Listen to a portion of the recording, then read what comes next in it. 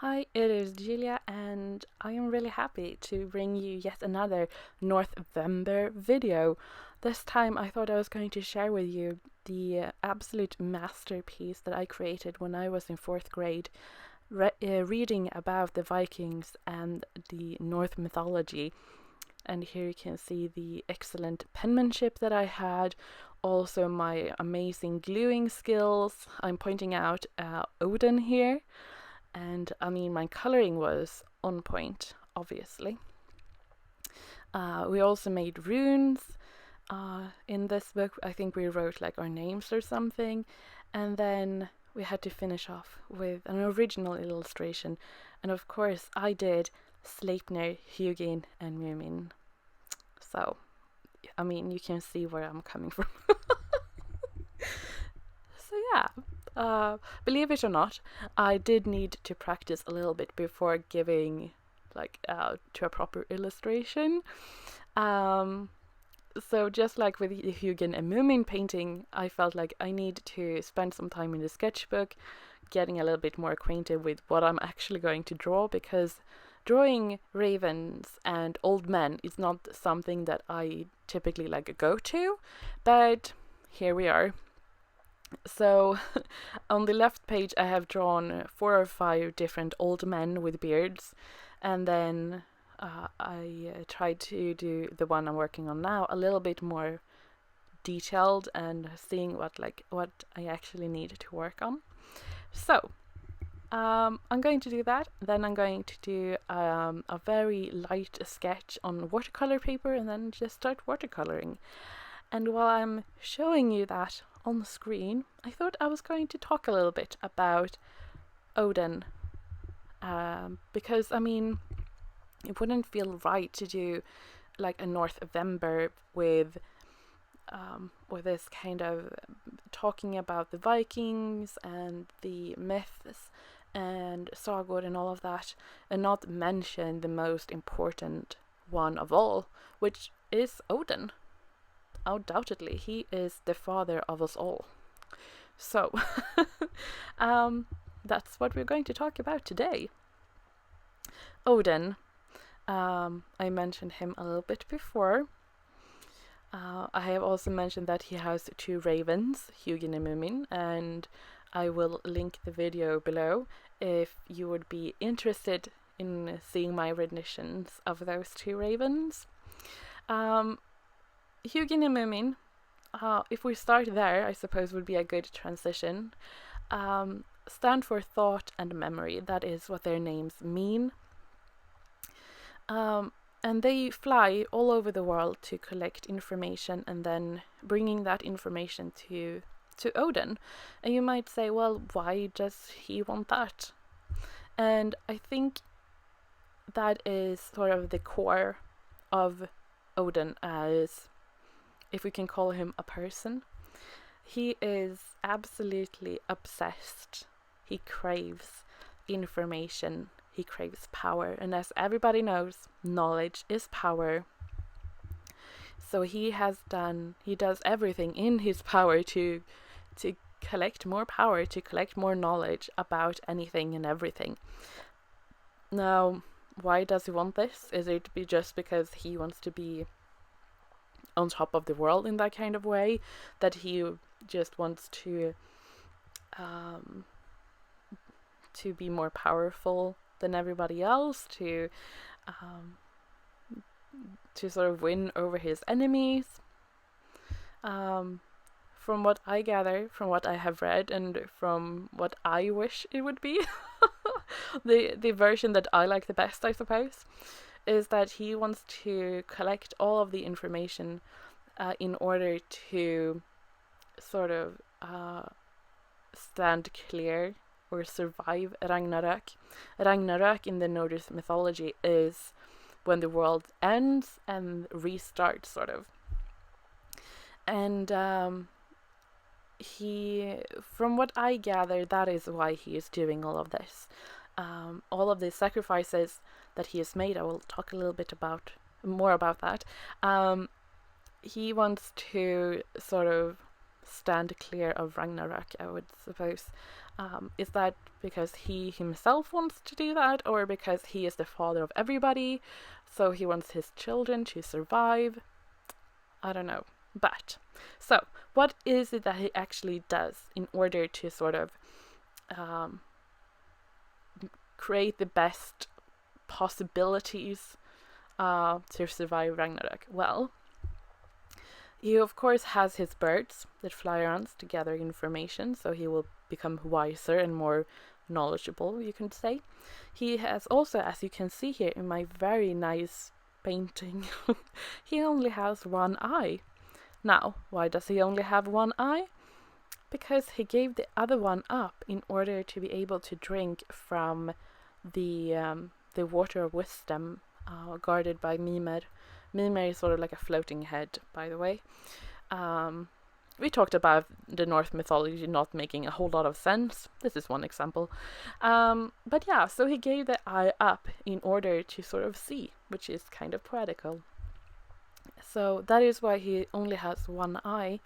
He has also he made a deal with Freya, which is another a goddess, and she is sort of like, I suppose a sorcerer is like the best way to describe her. But he sort of made a deal in order so that he could sort of gain the knowledge that she has. So he hung from Yrgasil, the big tree in the Norse mythology that is sort of like the center of the world, for 9 days, pierced by a spear. So now he can sort of see into the future, talking to the dead, sort of doing that kind of stuff, you know? It's also mentioned where I have been reading that if he can't actually see into the future, he just talks to the dead ones. So, you know, there's a way around it too.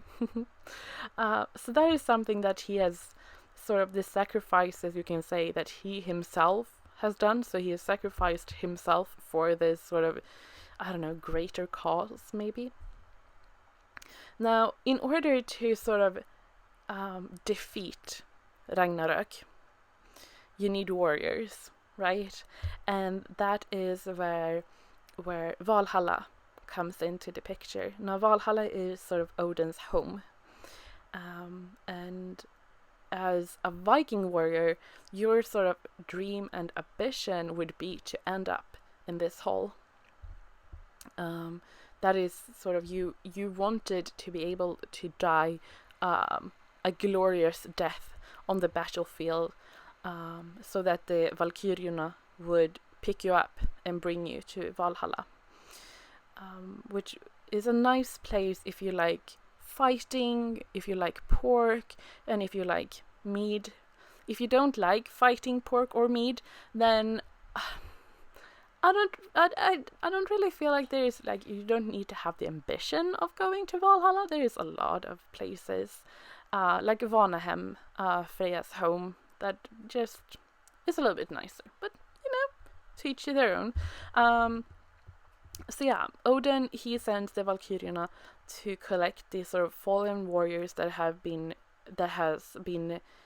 killed in battle, but like really, like Freya, she got like warriors too, but I mean Oden, he got like the really bad ones, you know, like that really bad ones in, like, you know, that they fought the hardest, I suppose. It's not really clear because we can't really ask them about it, but you know. And these warriors will stand up on Ragnarok to sort of help defend the world, I suppose. And I mean, he gives them a really good time in the meanwhile. Like I said, you fight all day. If you like fighting, that's perfect, you know? You get to be with your buddies and fight. And then come evening, all of your wounds and missing limbs, they will just reappear. And then you will eat pork from the big pig that miraculously come back to life every morning, which is good. So you have the pork to the next day. And then you will drink a lot of mead or ale. Can't really tell the difference, but one or the two. That comes from the others of a huge goat that lives on the roof of Valhalla. So you're set. So all of your best best friends you like to fight with on the battlefield, you can just have fun with all of them and eating. And I just want to make this very clear. Fighters, Viking fighters are not just boys. There are many girls too, and just to make that clear. So yeah, so don't just imagine like a big hall with a lot of bearded, burly men. There's a lot of females there too, because females like to fight too. So no discrimination here. Yeah. But yeah, that is sort of what he has done in order to sort of create the best way to survive Ragnarok, I suppose. Yeah. Now, Oden, like I said, he loves knowledge. He wants to know more. So he often disguises himself, often into like an old looking man, and he travels the world. Mostly when you read the stories or sagorna about this, the world is, the north part of the world. I have never read a story where he goes into Africa, but the world as we know it or knew it in 1,000 years ago. So he often described wearing like a long cloak or a broad brimmed hat. I had to take a moment to say that. And yeah, he's also when I talk about him, I don't want you to get the image that he is like the all father that is very nice and just fatherly, because he isn't. He is very in the sense of the world, he is very clever and cunning. Yes, I think that is the word. Just like Loki, which is not actually his son, but they share very many qualities, and can be a bit. They make sure they get their own way. His other son, Thor, that is a lot more human in his sort of qualities, I suppose. Well, I don't say that Odin it doesn't have human qualities. I feel just like Thor has qualities that is a lot easier to sort of recognize in yourself, depending on who is telling the story, obviously. But Thor is a lot more headstrong, but he's also very nice. But it has a very short fuse, whereas I feel like Odin and Loki both are a bit more holding a grudge. But on the other hand, that describes me pretty well, so shouldn't say anything about that. But yeah, so yeah, he has his son Loki and Thor. He also he's married to Frigg. Is another very powerful goddess, and as most of the goddesses in the Norse mythology, she sort of got the domain of love and marriage and all of that. In contrast, Freya, she also has those sort of marriage kind of stuff and love. I would say the difference is that Frigg is more married and love in the sort of soul kind of way, that you love somebody with all of your heart, that kind of sentiment.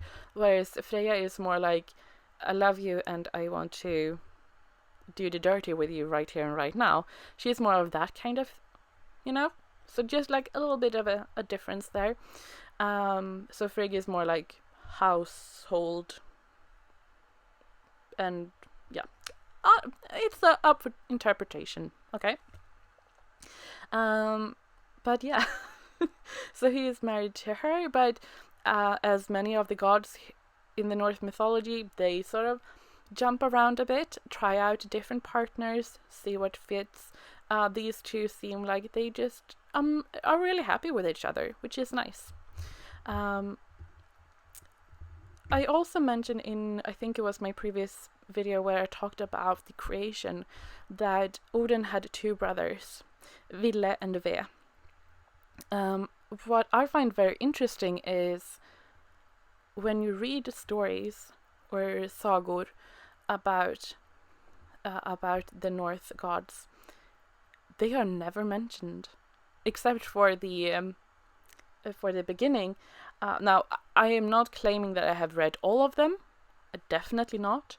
But if we say like the most common one, and I have read quite a lot, but they are not mentioned until I was reading something the other day, which I was like, oh, well, you look at that. So, a theory why they are not mentioned is that apparently Odin was gone for a while, and Frigg sort of she took the other two brothers as husbands, and when Odin came back, a short time after, his brother disappeared. Yeah, make of that what you will. But yeah. So, holding a grudge. Yeah, I think that describes him. Anyway, I hope you have enjoyed this video, learning a little bit more about our father of our souls, or something. I don't know what he's the father who created us, I suppose. But yeah, I have to say, I have loved making these Norsvember videos. They have been so much fun. I have been able to do what I love the most, painting and reading about Norse mythology, or reading history. That is just, yeah, I can't really ask for a lot more. I even have Albert here, so my life is complete right now. But yeah, I just want to say thank you to all of you, because you have given such a great response to the videos, and I really appreciate that, and I hope you have enjoyed this one too. I also have to mention, in the background of this painting I added Oden, the paint that I've made. Is that sort of purpley shimmery color, because I'm painting Oden, so yeah, that is the end of Norsvember. I don't think it's going to be the end of Norsvember, if you know what I mean. But yeah, it's the end of November. So thank you so much. I hope you have enjoyed this video. I certainly have, and I hope to see you soon.